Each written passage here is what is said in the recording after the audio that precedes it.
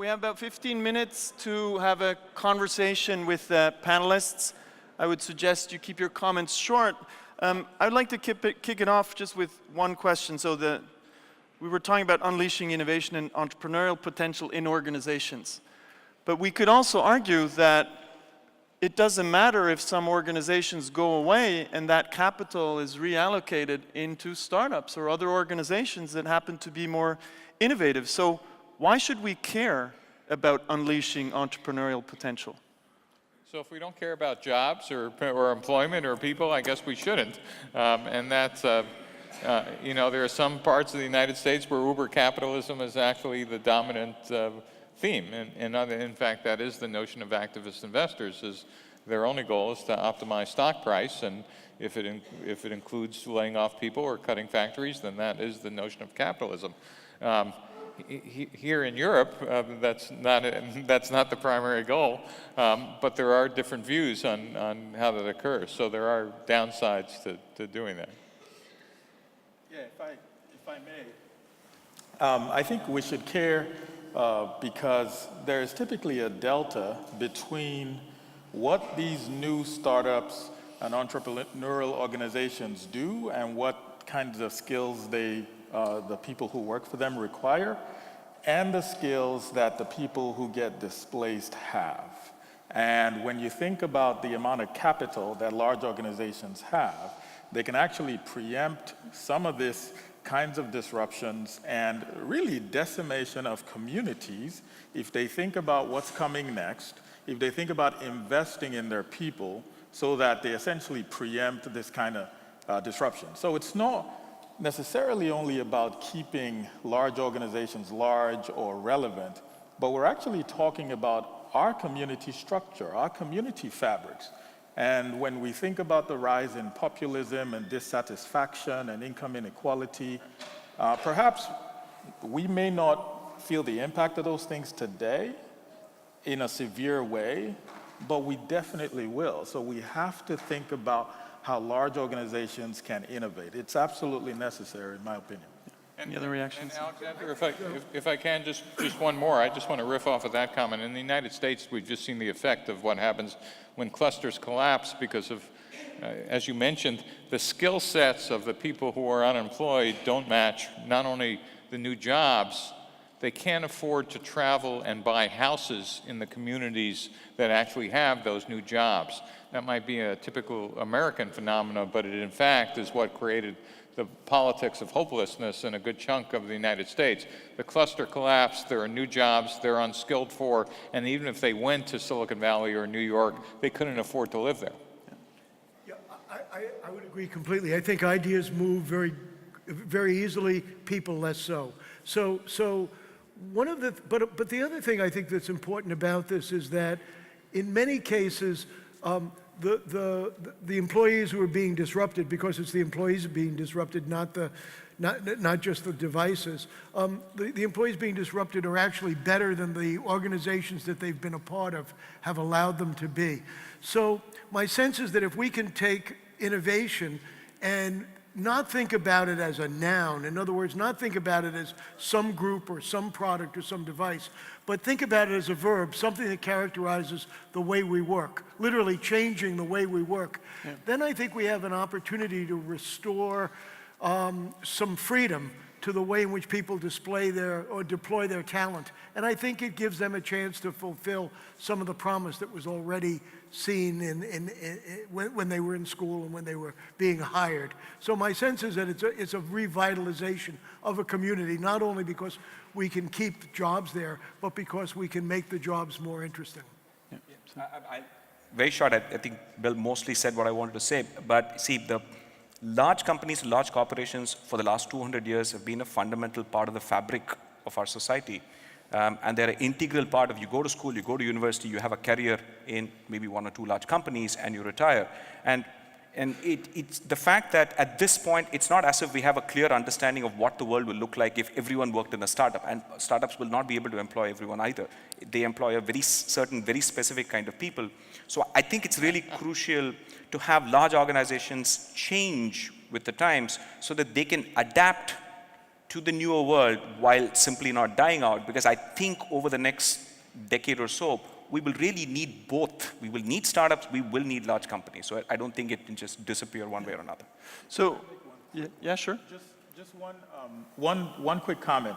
About a month ago, Clay and I had breakfast with Steve Case, so founder of AOL, and he's doing a lot of things with different cities in the US. And he said about 90% or so of venture capital goes to 3 cities in America: San Francisco, Boston, New York.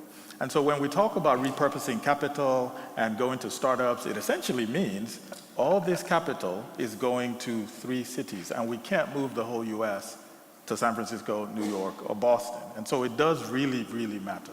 Yeah. So one of the questions I have to the panelists is, very few organizations were so far able to unleash this innovation and entrepreneurial potential and systematically produce growth engines. And Steve, you mentioned some of the reasons why, but there are outliers there. Typically, Amazon is one that systematically creates new growth engines. So what distinguishes these outliers? Is it, the type of leadership that is just not existing enough in other organizations, and it's maybe a new generation of leaders that will bring this? But it's troubling me that some can do it, but there are very few. What is it in the leadership that they're doing right that so many others just can't do, in the constraints that we've seen? So historically, if you think about every large company, way back in the past, it was a startup. Big idea, right? And if you ever think about those large companies, they're almost never still run, with the exception of technology companies you mentioned, run by their founders. In fact, they're run by executors of plans, processes, procedures, and KPIs. That is, they're run by Horizon 1 managers. And Horizon 1 managers are world-class executors and happen to have difficulty in dealing with ambiguity and chaos, which is the kind of conundrum about dealing with continuous disruption now. The companies you mentioned are actually still run by their founders who are continually disrupting their own business. And that is the problem when I deal with large government organizations or companies. In fact, innovation is such a buzzword. When you ask them, well, what does it mean? And they go, have you seen our new incubator? And you kind of go, no, why are we doing innovation? And can I give you a quick example? So imagine a national security organization in any one of your countries here. Every year they get guidance and mission from the government that says you're supposed to execute these kinds of things to keep your nation safe and secure. It turns out, even if they perfectly execute, their agency's capabilities are degrading yearly. Why? Because technology times out, tradecraft times out, et cetera. They're actually getting worse. So a number one reason that you could explain to them is innovation, at minimum, is to keep your capabilities at least current. But that's not the only reason the organization needs to exist. It needs to actually get ahead of new threats. So it needs to actually use innovation to create new capabilities no one else even thought about. And all of a sudden, you've just given leadership, oh, I get it, innovation does those two things. And then you explain, yes, and you need an organization and people and whatever to kind of run an innovation pipeline. Because the last thing I'll say is we've run a series of experiments over the last couple of years that we've run innovation activities. People have corporate incubators, people have whatever. They've ended up actually as innovation theater. You get great coffee cups and posters, but almost nothing out the other end.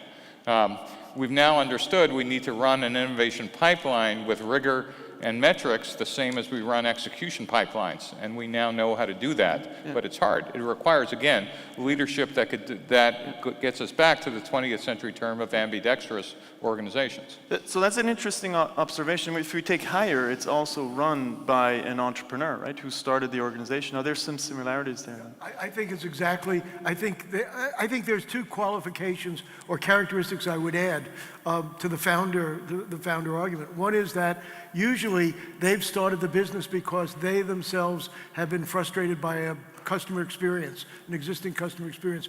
So they're completely obsessed by the customer experience, and that leads to willingness to make big changes. The other thing is they have power. They have a lot of power. They can act fast. They have an end-to-end familiarity with the business, and they, in a sense, encapsulate so many of the things we associate with, great innovation. So, yeah, go ahead. Sorry, if I may. So last night I had a conversation with the brilliant Professor Gupta. So if you haven't had a conversation with him before you leave, you need to talk to him. I just outed him right now. He essentially said the average CEO tenure is 4 years, right? There's almost nothing you can do about it. That's what it is. So if you're a CEO, you've got 4 years, you've got competitive pressures, you've got investor pressures, you've got to report efficiency metrics every 3 months. The last thing on your mind is long-term innovation. It's incredibly difficult. So that's number one. We have to just appreciate it for what it is. It's incredibly difficult. Not impossible, but difficult. The second thing is, as you're thinking about this kind of long-term innovation, you have to manage the core business. You have to report these earnings. You have to make sure the company is strong. There's a book called Dual Transformation. Scott Anthony wrote it, and he talks essentially about how do you manage these two things, because it's almost like using the right and left side of your brain, where you have to be very efficient in reporting metrics, but you also have to be thinking about the longevity of your organization. And so I think that's something that we should all be thinking about. So maybe one angle, we could also look at it from the other side. I'll give you an opportunity to take, I'm curious about your position on this. We talked about the organization, the leadership, but we could also say that, well, nowadays maybe it's the team members, the staff, the employees who could vote with their feet. That if an organization does not innovate, well, you probably don't want to work there. And people are getting smarter and smarter, and we can start to understand which companies are innovating. So are we seeing that happening? And you were talking about this, connectivity and information is everywhere, needs to be free. Are people voting with their feet? Absolutely. This is actually starting to happen. I mean, let's take a very simple example. Even within the technology industry, when we serve something like a bank, 10 years ago, the person in a back office was essentially doing a very simple manual transaction, the kind of which now is entirely automated. Check clearances, all those kinds of things, right? So the kind of knowledge work that people even at the lowest end do now is significantly cognitively more complex, with greater empowerment in making decisions, with greater access to data, and a world of knowledge where you can essentially see what are the interesting opportunities out there, right? So what's interesting is that young people tend to see institutions getting created within organizations, right? So what happens is, over time, processes ossify, and then they become institutions, right? So these are barriers to innovation, right? And as Clay Shirky said, institutions are experts in sustaining problems to which they are the solution, right? And this is something that just keeps sort of multiplies, and over time, everything, and you kind of see in large organizations, it's hard to get things done in a different way because of that. And essentially, what a lot of millennials and young people tend to do is they don't come from a world where they've had to take permission for anything, right? Everything is available at the drop of a hat, and so they naturally start gravitating towards organizations where that's a little bit more flexible. Bill, you teach innovation, and you have all these bright students. Are they seeing innovation as a career path? Because we could argue that today in most companies, going into innovation is career suicide.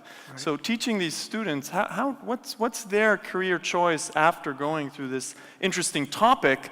But when it comes to career, there are few organizations that really value innovation, growth innovation, market-creating innovation, the way we'd like to see it. So IMD is a very strange place because we have so much more in executive engagement.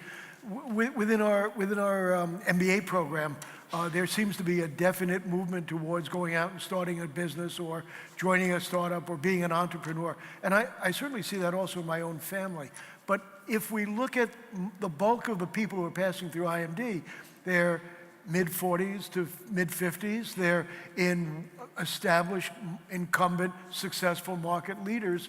They also feel this pull, but it's harder to act on because they have so many family obligations and the like. Yeah. That's not an excuse, but at the same time, the companies that employ them are getting far less of the talent that they're paying for than they could. So it's a two-way street, right? And I think I think if we could open up avenues for greater entrepreneurial involvement, people would rush to it within established firms. Right. So Steve, yeah, because the avenue, I think if we can take the same question, what's interesting with you is you're teaching at Stanford, where probably people would go more into entrepreneurship, and you're teaching at Berkeley, which is more maybe the corporate track. So do you see any differences in the way people make their career choices? Well, you know, slightly different. Berkeley tends to also focus on more social things than Stanford engineers who are figuring out whether they're going to take this term sheet or this other term sheet. But you know, one of the things is important to define is what's an entrepreneur and what's innovation. And you know, if we use the McKinsey model of Horizon 1, 2, and 3, Silicon Valley is Horizon 3. And I want you all to consider that founders, not employees, but founders are closer to artists than any other profession. They see things that others don't, they hear things that others don't, and they're willing to go to a goal regardless of the obstacles in their way. Founding a company or doing a Horizon 3 project inside of a large corporation is not a job, it's a calling. Just like an artist, you're called, and you will do anything to actually accomplish that. That differentiates true entrepreneurs from people who are innovative or want to work on innovative projects. And having that hierarchy and understanding the distinction between Horizon 1, 2, and 3 inside a corporation, where Horizon 1 and 2 belongs in existing P&Ls and divisions and as part of continuous innovation, where Horizon 3 needs to be physically separate. And you need a pipeline and a portfolio of all three as a mix, which I think your work, Alexander, has kind of been critical in having people figure out how to manage portfolios of innovation. You know, could I just jump in? One of the things that we see routinely is many of the managers we work with are so much more interesting outside of work than they are inside of work. They've got projects, they've got things that they're fooling around with, they're full of ideas. When they walk into work the next day, all of those things are moderated by power structures and turf and hierarchy and a bunch of things that rob them of their. Do you want to make one more comment? So I was at a conference yesterday or a couple of days ago, and there was a slide, just to support Bill's point, there was a slide that someone showed where which is so funny, where all the great ideas come from. And so these managers, when they're out in nature, going on strolls, taking a swim, that's when they get all these great ideas. And the least amount of ideas come from when they're in the office, in meetings. And so I would suggest maybe just reorganizing your workplace. That might help. So in the interest of Swiss timekeeping, we're actually exactly on time, and I think we should thank the panel for this excellent conversation.